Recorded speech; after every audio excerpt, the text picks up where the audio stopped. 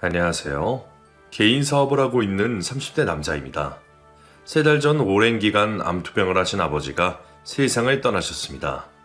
자식으로서 아버지가 하루라도 더 살길 바랐던 마음이 컸었는데 아버지가 돌아가시고 나니 그것은 온전히 제 욕심이라는 것을 깨닫게 되었습니다. 암투병으로 몸이 아프셔서 하루하루가 고통스러우셨을 텐데 불효자인 저는 아픈 아버지에게 큰 걱정과 근심까지 끼쳐드린 걸 생각하면 죄송스러운 마음이 더욱 큽니다. 저는 아버지가 돌아가시기 직전까지 저의 아내가 될 뻔했던 사람과 법정 공방을 펼쳤습니다. 그것만 생각하면 저는 아직도 아버지께 죄스러운 마음에 매일을 고통스럽게 살고 있습니다. 어머니는 저의 잘못이 아니고 누구에게나 일어날 수 있는 일이라고 하셨지만 저는 왜 이렇게 아직도 괴로운지 모르겠습니다. 이 채널을 즐겨 들으시는 저희 어머니는 이곳에 저의 사연을 보내보라고 하셨습니다. 사람들이 제 이야기를 들으면 저에게 잘못이 없다고 해주실 거라면서 말이죠. 그래서 용기를 내어 저의 부끄러운 과거 이야기를 여러분들께 들려드릴까 합니다. 그럼 시작해 보겠습니다. 저는 1남 2녀 중 장남으로 태어났습니다. 사업을 하시는 아버지는 제가 집에서 유일한 아들이자 장남이기도 하고 아버지의 사업을 물려받을 후계자라 생각하셔서 제가 어릴 때부터 저에게 많은 지원을 해주셨습니다. 그래서 중학교 땐 미국으로 넘어가 대학교를 졸업할 때까지 유학 생활을 했었습니다. 어릴 때부터 아버지가 저에게 여동생들보다 더 많은 지원을 해주시는 것을 알았기 때문에 저는 아버지의 말을 잘 들으려고 했습니다. 아버지 덕분에 누릴 수 있는 것을 다 누리고 살게 됐으니 아버지의 말을 잘 들으면 자다가도 떡이 생긴다는 걸 일찍 깨닫게 된 것이었죠. 그래서 아버지와 제 사이는 원만했습니다. 살갑지는 않아도 큰 잡음이 없는 사이였죠.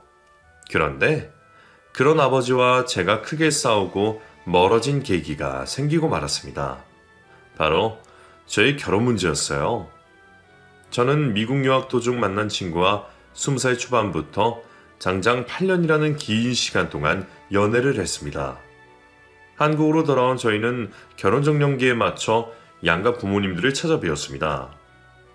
다행히 여자친구네 부모님은 저희의 결혼을 환영해 주셨어요. 8년 연애했으면 이제 결혼할 때가 됐지. 나는 너희들이 그렇게 길게 연애해 놓고 결혼도 안 하고 헤어질까봐 얼마나 조마조마했는 줄 아니? 여자친구네 부모님은 저희의 결혼은 당연한 것이라고 하셨습니다. 저도 여자친구도 그랬으니 저희 부모님들도 그렇게 생각하실 거라고 예상을 했지만 저희 아버지는 저희의 결혼을 반대하셨습니다. 나는 이 결혼 허락해 줄 생각 없다. 더 만나든 아니면 헤어지든 그건 너희 선택이지만 나한테 너희 결혼 허락해달라는 말은 2번 다시 하지 마라. 아버지가 엄하시고 까다로우신 분이신 건 알았지만 저희 결혼을 극구 반대하실 거라고는 생각지도 못했습니다. 아버지, 저희 미국에서부터 8년 만난 거 아시잖아요. 희영이 어떤 애인지도 아버지도 잘 아시면서 왜 반대하시는 거예요? 연애 기간이 긴 만큼 저희 아버지는 제 여자친구를 잘 알고 계셨고 여행도 같이 갈 정도로 가깝게 지낸 사이였습니다. 그런데 결혼을 반대하시니 이해할 수가 없었던 것이었죠. 연애는 연애고 결혼은 결혼이지. 나도 네 엄마 만나기 전에 다른 여자들이랑 연애 많이 했었다. 근데 왜 내가 네 엄마랑 결혼을 한 줄 아니? 집안이며 인품이며 외모며 뭐 하나 빠짐없이 나랑 비슷한 수준의 여자라서 결혼한 거다. 너도 연애는 가볍게 하고 결혼은 너랑 비슷한 여자랑 할 수 있도록 해라. 여자친구 집도 여자친구를 미국에 유학을 보내주실 정도면 형편이 어려운 건 아니었습니다.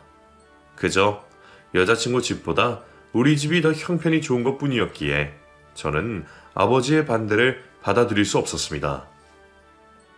어차피 제 결혼은 제가 하는 거니까 아버지가 하지 말라고 하셔도 저는 할 겁니다. 아버지도 희영이 착하다고 좋아하셨으면서 이렇게 반대하시니까 배신감까지 드네요. 희영이 착하는 건 나도 안다만 착한 거랑 결혼은 별개다. 다 그 녀석이 현실적으로 생각하지도 않아야지. 왜 이렇게 감정적으로 구는 거냐? 만약이라도 너 희영이랑 결혼한다고 이 애비 속썩이는 날엔 이 집에서 한 푼도 안 주고 내쫓을 거니 그렇게 알아둬라. 아버지는 저를 집에서 내쫓겠다고 협박까지 하셨습니다. 하지만 저는 아버지에게 빈털터리로 쫓기는 한이 있어도 제 여자친구와 결혼을 해야겠다고 마음을 먹었습니다. 희영아, 아버지가 저렇게 반대하셔도 일단 우리가 밀어붙이면 아버지도 결국 허락해 주실 거야. 자식 이기는 부모 없다고 우리 아버지 하나밖에 없는 아들 결혼 결국엔 받아주실 거야. 처음에 여자친구는 아버지의 결혼 반대에 상처를 받아 눈물을 흘리면서도 결혼을 밀어붙이자는 저의 의견을 따랐었습니다. 하지만 시간이 흐를수록 아버지의 결혼 반대가 심해지자 자존심도 상하고 지쳤던 여자친구와 여자친구 부모님은 결국 결혼을 포기하셨습니다. 평생 귀하게 키운 내 딸이 뭐가 부족해서 너희 아버지한테 그런 취급을 당해야 되는지 모르겠다. 나도 우리 딸 그런 집에 시집 보내고 싶지 않으니 우리 희영이 마음 흔들지 말아줬으면 좋겠어.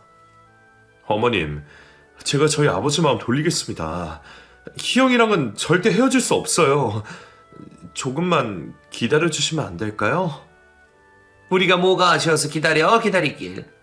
구걸을 해야지만 할 수 있는 결혼이라면 나도 반대야.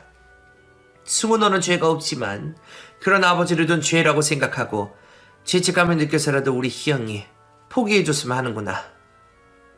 그렇게 저는 제 20대를 바쳐 사랑했던 여자친구와 헤어지고 말았습니다. 저와 여자친구가 헤어졌다는 소식을 들은 아버지께서는 이렇게 말씀하셨습니다. 그거 봐라. 어차피 이렇게 헤어지게 될 인연이었지 않냐? 너희가 결혼할 운명이었으면 내가 반대를 해도 어떻게든 결혼을 했겠지. 이 아비 탓하지 말고 다음번엔 네 수준에 맞는 여자를 데려오도록 해라. 아버지가 너무나 원망스러웠지만 사랑하는 여자를 끝까지 지켜내지 못한 제 잘못이 크다고 생각해 아버지에게 더 이상 아무 말도 하지 않았습니다. 하지만 저는 그때 결심했습니다. 결혼을 절대 하지 않겠다고 말이에요. 눈이 높은 아버지를 만족시켜줄 만한 여자를 데려올 자신도 없었고 아버지에게 한번 질리고 나니 아버지가 원하는 대로 해주고 싶은 마음이 사라져버렸습니다. 그렇게 몇 년이라는 시간이 속절없이 흘렀습니다. 제가 결혼을 한번 실패한 이후로 연애도 하지 않자 그제야 부모님이 마음이 초조해지신 듯 했습니다. 승우야, 요즘 만나는 여자 없니? 너 희영이랑 헤어진 지 한참 됐는데 이 좋은 나이 아깝게 왜 아직도 혼자 지내고 있어? 엄마, 전에도 말씀드렸지만 저 여자 만날 생각 없어요. 결혼할 생각은 더더욱 없고요. 만나는 여자가 생긴다고 해도 엄마랑 아버지 앞에는 데리고 올 일 없으니 궁금해하지 마세요. 그러지 마, 승우야. 너희 아버지 몇 년 사이에 생각 많이 바뀌셨어. 희영이 일로 엄마가 아버지한테 뭐라고 했더니 아버지가 앞으로는 다른 거 안 따지고 딱 인품 하나만 보겠다고 엄마랑 약속했어. 어머니의 말에 아버지는 내키지 않는다는 듯한 소리를 내셨습니다. 어머니가 아버지의 옆구리를 쿡 하고 지르자 그제야 아버지가 입을 여셨습니다. 그래, 네 엄마 말 들어. 앞으로는 딱 인품 하나만 보일 테니 걱정 말고 데리고 와라. 우리 아들 평생 혼자 살게 할 수 없으니 아비로서 양보하마. 그리고 사내 녀석이 지난 일 마음에 담아두는 짓을 그만하고 지난 일은 잊고 새 출발을 하도록 해. 언제까지 그러고 살 게냐? 아버지, 며느리 보고 싶으셔서 말로만 그러시는 거 저 다 압니다. 아버지가 거짓말로 저를 회유하시려고 해도 저는 결혼할 생각 없어요. 아버지 입만 맞추기가 까다롭다는 걸 이미 한번 겪어서 아버지한테 여자 보여드리고 싶은 마음이 없네요. 냉정한 저의 말에 어머니의 눈이 휘둥그레지셨고 아버지도 조금은 놀라신 듯한 표정을 지어 보였습니다. 승우야, 애비가 말했지 않냐. 이번에는 다른 거 안 보고 인성, 인품 그것 하나만 보겠다고 말이다.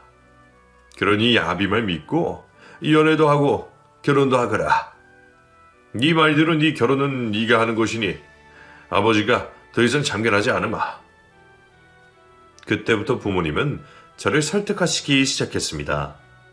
인품만 보고 다른 것은 안 보일 테니 며느리를 데리고 와달라고 말이죠.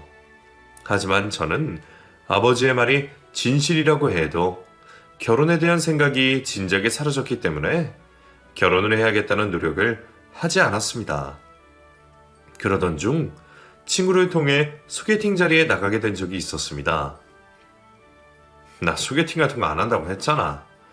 그렇게 괜찮은 좋은 여자면 네가 나가서 네가 만나. 너 희영이랑 헤어지고 몇 년 동안 여자도 안 만나고 이렇게 사는 게 안타까워서 내가 어렵게 구해온 자리야. 아이, 나를 봐서라도 한 번만 만나봐. 진짜 네 스타일이야. 친구의 등살에 이기지 못하고 나가 소개팅에서 저는 친구의 말대로 제 스타일의 여자를 만나게 됐습니다. 식어버린 지 오래된 제 마음에 불이 활활 타오르던 순간이었죠. 새롭게 만난 여자친구는 외모가 정말 아름다웠습니다. 저뿐만 아니라 웬만한 남자라면 첫눈에 반할 정도로 뛰어난 외모였죠. 저보다 2살 어린 여자친구는 애교도 많았습니다. 사람을 기분 좋게 만드는 능력이 있는 친구였어요. 새 여자친구와 결혼을 할 생각으로 연애를 시작한 건 아니었지만 만나는 내내 마음에 걸리는 게 있었습니다. 바로 여자친구의 조건이었어요. 여자친구는 작은 화장품 가게에서 일하는 직원의 넉넉지 못한 가정의 장녀였습니다. 그리고 푼수 기질도 조금 있는 성격이라는 것이었어요. 그래서 일단은 부모님께 연애한다는 사실을 숨기고 새 여자친구와 연애를 시작하게 되었는데 새 여자친구를 만난 지 1년쯤 됐을 때 부모님이 저를 부르셨습니다. 승우야, 놀라지 말고 들어. 너 사업하는데 방해될까봐 비밀로 하려다가 그래도 알아야 할 것 같아서 말한다. 너희 아버지 대장암 사기라고 하는구나. 대장암이요? 아버지가 대장암이라뇨? 그동안 별 문제 없었잖아요. 검사 결과가 잘못된 거 아니에요? 너희 아버지 안색도 안 좋아지고 화장실 가는 것도 어려워했잖니. 한동안 건강검진 안 받고 있다가 느낌이 싸해서 검사해봤더니 대장암 사기라고 하더구나. 어머니는 눈물을 보이셨고 아버지는 아무 말도 하지 않으셨습니다. 자수성가를 하셔서 저희 가족을 여유롭게 먹여 살리신 저에게 장군 같던 아버지가 대장암에 걸리셨다고 하니 온 세상이 하얗게 변하는 것 같았습니다. 수술은 가능하대요? 항암 치료나 방사선 치료 같은 건요? 할 수 있는 치료는 있대요? 3기에서 조금 전이된 사기라 치료를 할 수 있겠지만 수술은 가능성이 없다고 하시더라. 일단 아버지랑 엄마랑 할 수 있는 건 다 해볼 생각이니까 너는 너무 신경 쓰지 말고 회사에다 신경 쓰렴. 웬만하면 울지 않던 저도 결국 눈물을 흘리게 됐습니다. 부모님의 죽음은 늘 염두에 두고 살긴 했지만 이렇게 빨리 다가올 줄은 상상도 못했기 때문이었죠. 저도 30 조금 넘은 나이였고 아버지도 이제 겨우 환갑이 되신 나이인데 너무 가혹하다는 생각이 들었고 제가 눈물을 보이자 아버지께서 말씀하셨습니다. 자네 녀석이 울긴 왜 우냐? 사람은 어차피 태어나면 다 죽기 마련이야. 그때가 언제냐만 다를 뿐이지. 너는 이 아비 죽을 병에 걸렸다고 울지 말고 나 죽기 전에 며느리나 빨리 데리고 와라.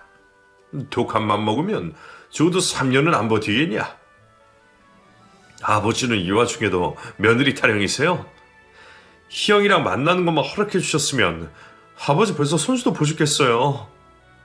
그러는 너는 이 와중에도 내 탓하고 희영이 타령을 하는 게냐?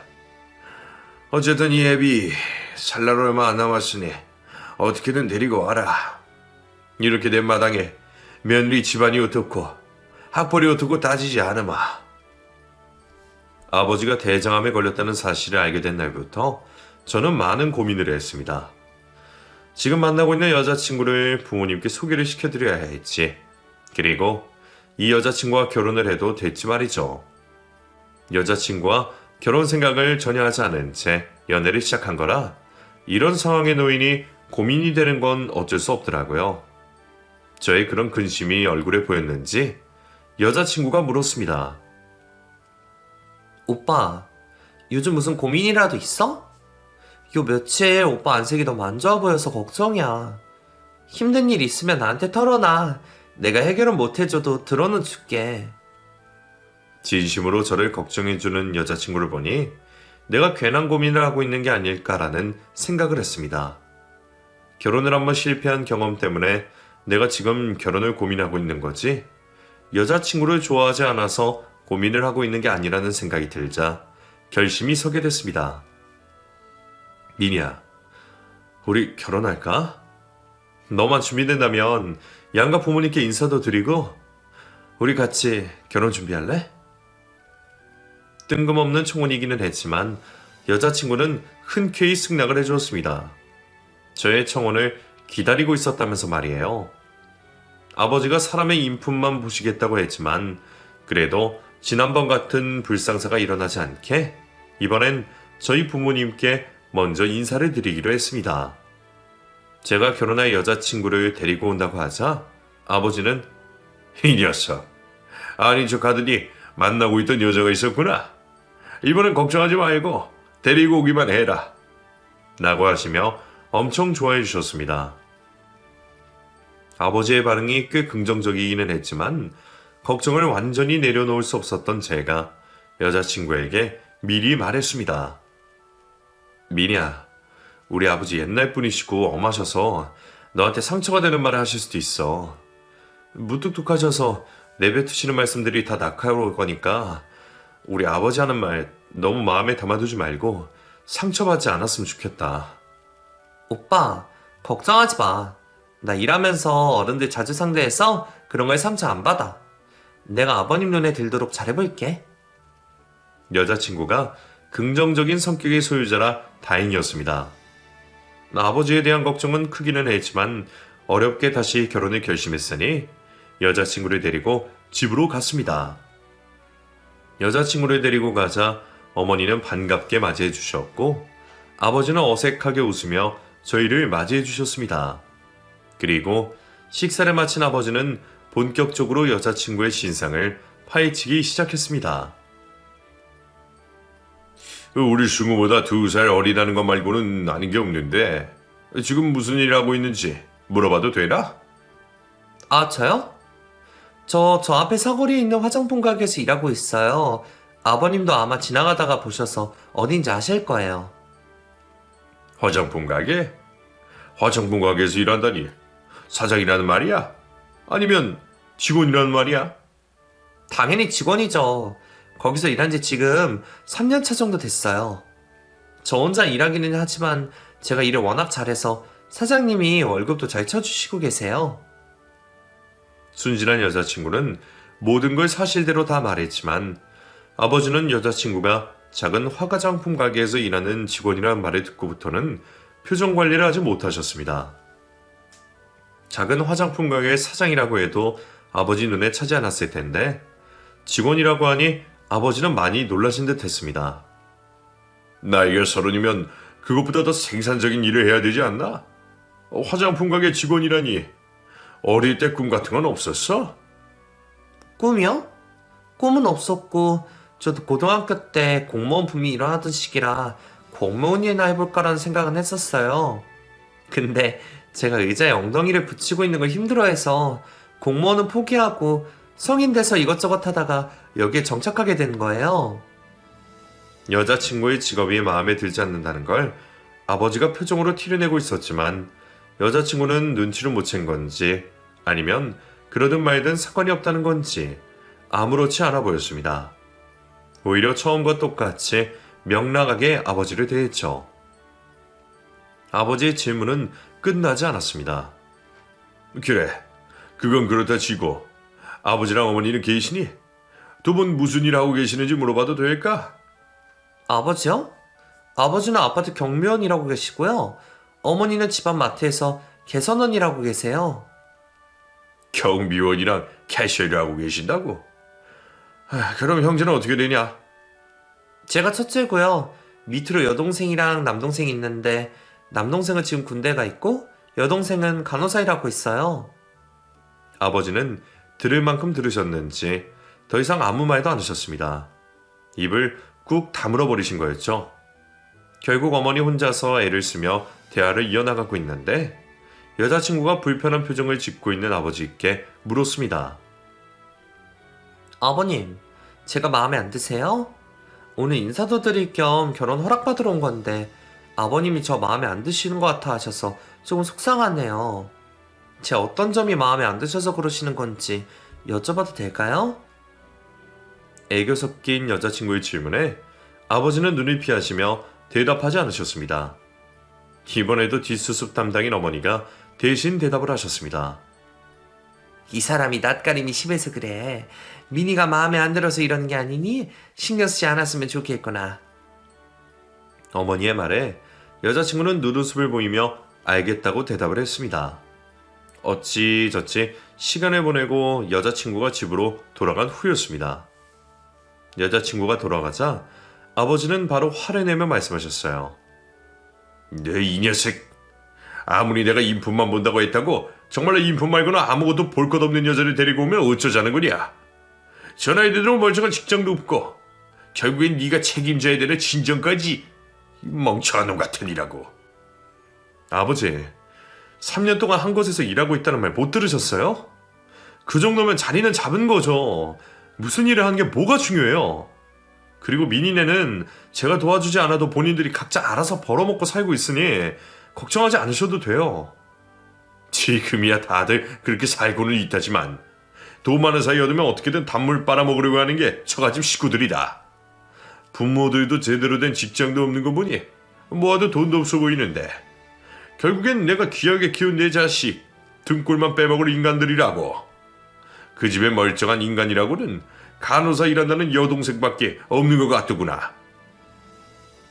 사람의 인품만 보시다던 아버지는 결국 약속을 지키지 못하셨습니다. 그렇게 몸이 아프고도 욕심을 내려놓지 못하는 아버지가 너무나 원망스러웠습니다. 사람만 괜찮으면 된다고 하셨잖아요.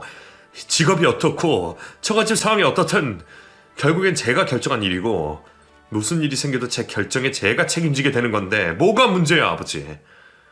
아버지가 이러실 줄 알았으면 차라리 데리고 오지 말 걸 그랬어요. 지금이라도 늦지 않았으니 다른 애 찾아봐라. 너같이 돈도 잘 벌고 학벌도 좋은 놈이 뭐가 아쉬워서 저런 애랑 결혼을 하냐.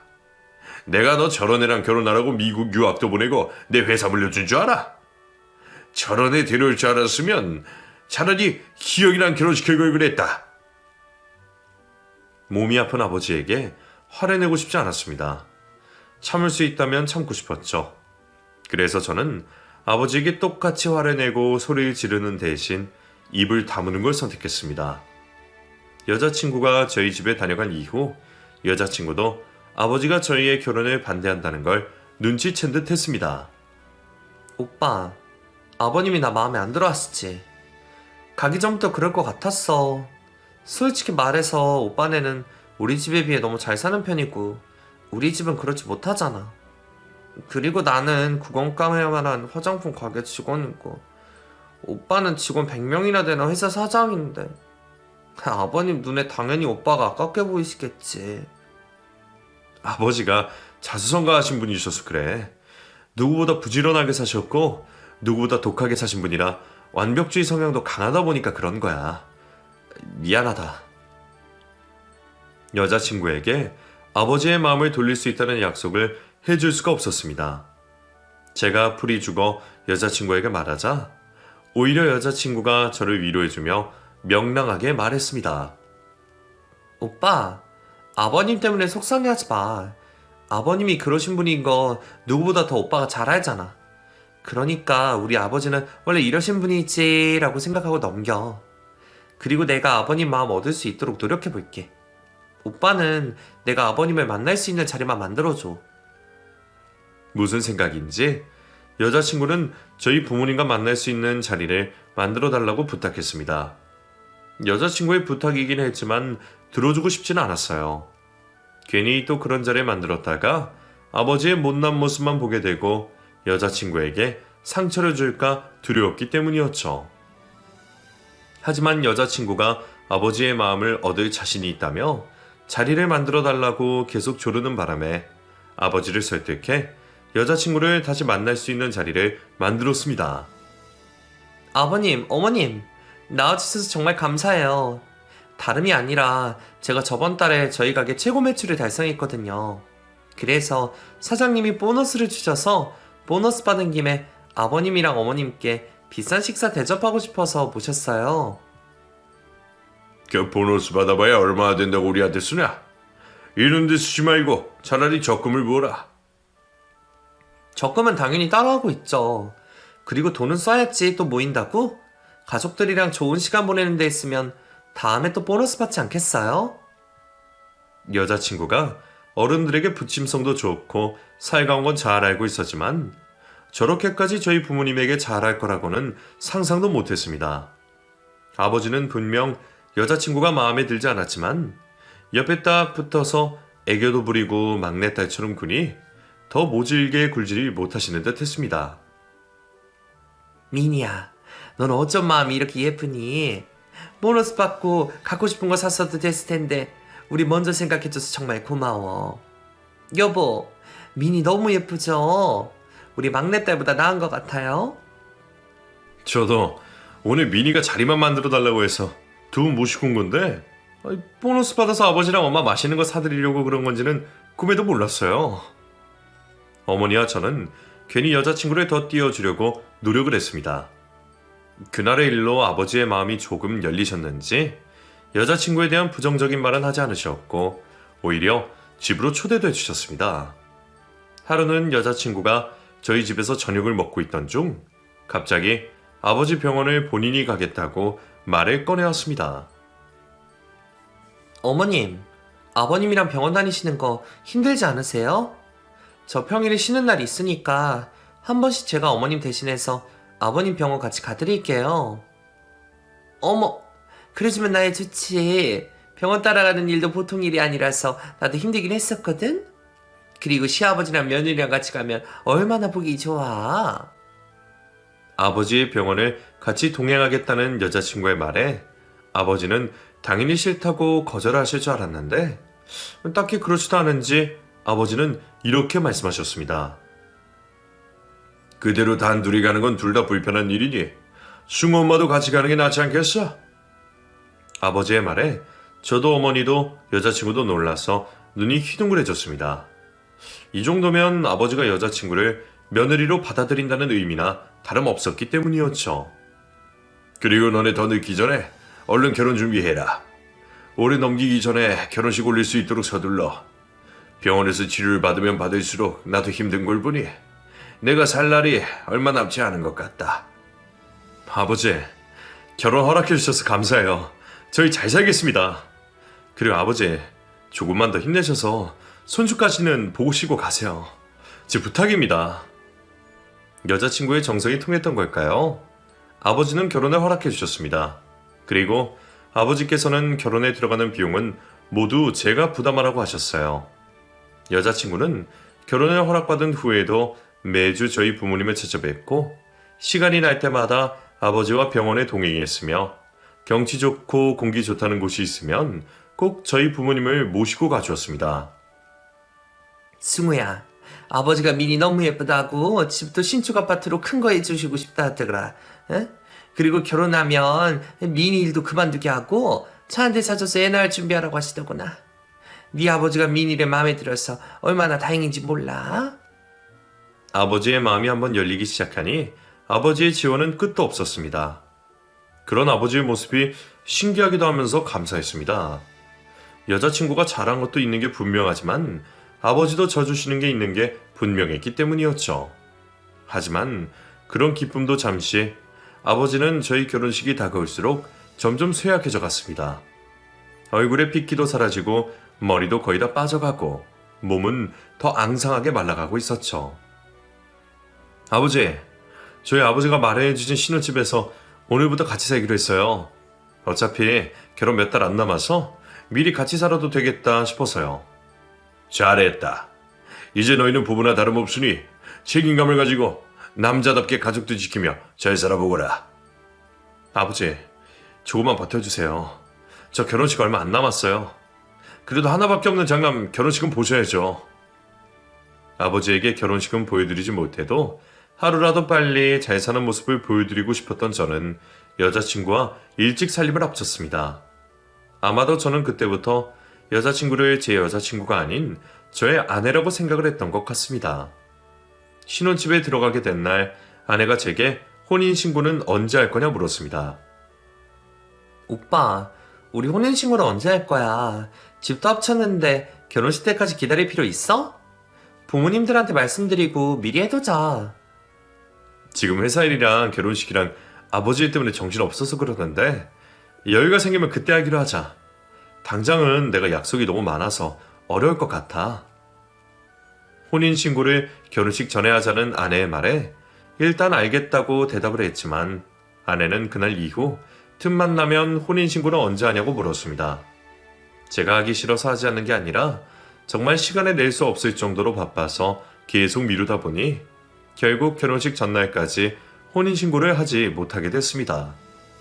혼인신고는 결혼식 올리고 난 후에도 해도 상관없는 거고 저희는 이미 사실혼이나 마찬가지니 혼인신고에 대한 큰 신경을 쓰지 않았습니다. 대망의 결혼식 전날 아내와 잠자리에 들려고 누워있는데 어머니에게서 전화가 걸렸습니다. 늦은 시간에 걸려온 불길한 예감의 전화라 받고 싶지 않았습니다. 승우야, 네 아버지 지금 갑자기 정신이 잃으셔서 구급차 타고 병원으로 가고 있으니까 얼른 병원으로 좀 와. 급속도로 건강 상태가 나빠지고 계시던 아버지는 결국 결혼식 전날 정신을 잃으시고 말았습니다. 제가 병원으로 가기 위해 옷을 갈아입고 있자 아내가 말했습니다. 오빠, 병원 오빠만 가도 되지. 아무래도 내일 우리 결혼식이니까 나는 집에 있는 게 나을 것 같아. 오빠는 아버님 상태 확인하고 내일 늦지 않게 집으로 와. 아니면 곧장 메이크업 받는 데로 오든가. 그래, 너까지는 갈 필요는 없을 것 같으니까 일단 너는 집에서 기다리고 있어. 무슨 일 있으면 연락할게. 저는 아내를 집에 두고 아버지가 계시는 병원으로 달려갔습니다. 병원에 도착을 하니 아버지는 정신을 잃고 산소호흡기에 모든 걸 의지한 채 연명 중이셨습니다. 어머니는 저를 발견하시고는 울면서 달려오셨습니다. 승우야, 네 아버지도 못 산단다. 의사 선생님이 가족들 불러서 아버지 임종을 시키라고 하시더라.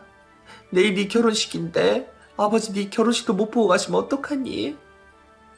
엄마, 괜찮을 거예요.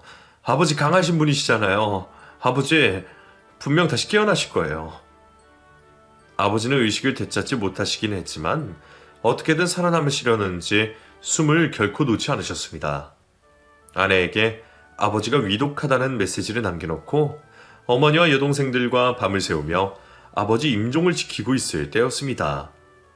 해가 언제 밝았는지도 모른 채로 정신을 놓고 밤을 새우고 있었는데 아내에게서 전화가 걸려왔습니다. 오빠, 왜 아직도 안 와? 지금 시간이 몇 시인데? 어머니랑 아가씨들도 안 오니까 여기 난리야 지금. 미니야, 문자 봤지? 미안한데 오늘 우리 결혼식 못 올릴 것 같아. 우리 식구들 지금 아버지 임종 지키고 있는 중이라 자리를 비울 수가 없어. 아버지 곧 돌아가실 것 같아. 당연히 결혼식을 취소하고 병원으로 오겠다고 할 줄 알았던 아내는 격양된 목소리로 화를 냈습니다. 오빠 미쳤어? 한 번뿐인 결혼식에 그게 중요해? 아버님 아가씨들 보고 보라고 하고 어머님이라도 모시고 당장 와. 나 이 결혼식 절대 취소 못해. 지금 아버지가 돌아가실 수도 있는 상황이라니까? 깨어나시지도 못하고 산소호흡기만 끼고 겨우 숨만 붙어서 누워 계시는데 결혼식을 어떻게 올려? 어느 자식이 자기 아버지 죽는 날 결혼식을 올리냐고. 오빠, 그건 그거고 이건 이거지. 아버님 장례식은 결혼식 끝나고 치러도 되니까 늦기 전에 당장 튀어와. 오빠 안 오면 가만 안 둬. 아내의 전화를 끊고 난 후 저는 이 모든 게 꿈이길 바랬습니다. 그런데 그때 아버지가 기적적으로 의식을 차리기 시작했습니다. 환자분 의식을 되찾으신 것 같습니다. 오늘 큰 고비를 넘기신 것 같아요. 이건 정말 기적이라도 해도 될 정도입니다. 다행이에요. 아버지가 무사히 깨어난 걸 확인한 저는 저의 결혼식장으로 향했습니다. 지인들에게 결혼식을 올리지 못한다고 소식을 들렸지만 결혼식장에는 저희 소식을 확인하지 못한 소수의 저희 손님들과 신부 측 손님들로 붐비고 있었습니다. 아내는 끝끝내 결혼식을 강행할 생각인 듯 했습니다. 제가 추레한 상태로 결혼식장에 들어서자 저를 발견한 장모님이 저의 등짝을 때리셨고 장인어른은 저에게 삿대질을 하셨습니다. 최서방, 아무리 아버지가 위독하셔도 예정된 결혼은 올려야지. 어떻게 아버님은 가졌어? 어떻게 됐어? 자네 이렇게 책임감 없는 사람이었나? 결혼식 날도 제 시간에 나타나지 못하는 놈한테 우리 딸을 어떻게 맡기나? 지금이라도 늦지 않았으니 당장 미니한테 사과하고 대충 옷이라도 챙겨 입게. 그리고 사도 어른 일은 안타깝게 됐네. 결혼이 아무리 중요한 대소사라고 해도 장례식만큼 중요한 일인가 싶었습니다. 다행히 아버지는 돌아가시지 않았지만 아버지가 돌아가신 줄 아는 장인어른과 장모님의 태도에 저는 다시 한번 더 결심을 했습니다. 이 결혼을 내 손으로 파토내고 말겠다고 말이죠. 저는 아내가 있는 신부 대기실로 들어갔습니다. 제가 나타나지 않자 똥줄을 타고 있던 아내는 저를 발견하자마자 안도의 한숨을 내쉬었습니다. 오빠 안 오는 줄 알고 내가 얼마나 걱정한 줄 알아? 오늘 내 친구들만 해도 50명은 왔다고. 나 진짜 친구들한테 개쪽당할 뻔했잖아. 아버님은 어떻게 되셨어? 병원에서는 장례 준비 중이야? 아내의 말이 끝나기도 전에 저는 아내가 입고 있던 웨딩드레스를 찢어버렸습니다. 제가 아내의 웨딩드레스를 찢자 신부 대기실은 난리가 났고 로비에 있던 장인어른과 장모님을 비롯해 대부분의 하객들이 신부 대기실로 쫓아왔습니다. 티탄 결혼식 오늘 못하면 다음에 또 하면 되지만 아버지는 오늘 돌아가시면 끝이라고. 너는 우리 아버지 장례식보다 네 결혼식이 더 중요하냐? 오빠, 쪽팔리게 무슨 짓이야. 내가 미안해. 됐지? 그러니까 이제 그만해. 웨딩드레스도 찢어지고 이제 어쩔 거야. 우리 결혼식 오빠 손대로 못 올리게 됐어. 여기 온 하객들한테 오빠가 대신 말해. 아버님 돌아가셔서 우리 결혼식 못 올리게 됐다고. 난 쪽팔려서 말 못해. 오빠가 다 책임져. 아내의 말에 저는 구경한다고 몰려든 하객들에게 말했습니다. 여기까지 와주셨는데 죄송합니다. 제가 밤새 아버지 임종시키느라 이제서야 오게 됐습니다. 미니한테 아버지 돌아가실 것 같아서 결혼식 못 올릴 것 같다고 했더니 그건 그거고 이건 이거라고. 결혼식 끝나고 저희 아버지 장례식 올리자고 해서 제가 화가 나서 웨딩드레스 찢었습니다. 여러분들은 제가 왜 이러는지 이해해 주실 거라고 생각합니다. 다들 남편이 미쳐 돌아서 아내의 웨딩드레스를 찢는 거라고 생각을 하다가 저의 말을 듣자마자 한참을 수근거리더니 자리를 떠났습니다. 아내의 가족으로 보이는 어른 한 분은 아내의 가족들에게 호통을 치셨습니다. 인간 말종 새끼들 같으니라고. 아무리 그래도 시아버지 목숨이 위태롭다는데 어떻게 결혼식을 우선으로 생각할 수 있냐? 일단 허례허식이 뭐가 중요하다고. 너 이것들은 천벌을 받게 될 거다. 어른의 호통에도 아내와 장인, 장모는 억울하다는 듯한 표정을 지었습니다. 그리고 저는 저를 붙잡는 아내와 처갓집을 무시하고 병원으로 돌아왔습니다. 어머니에게 아내와 나눈 대화와 결혼식장에 있었던 일들을 모두 털어놓으니 혼인신고 올리지 않는 게 다행이라며 아버지가 저를 살려주신 거나 다름없다고 말씀하셨습니다. 네 아버지가 결국엔 너를 살린 거나 다름없구나. 아버지가 그렇게 쓰러지지 않으셨으면 민이나 그 집 식구들의 본성을 결혼 후에나 알게 됐을 거 아니니.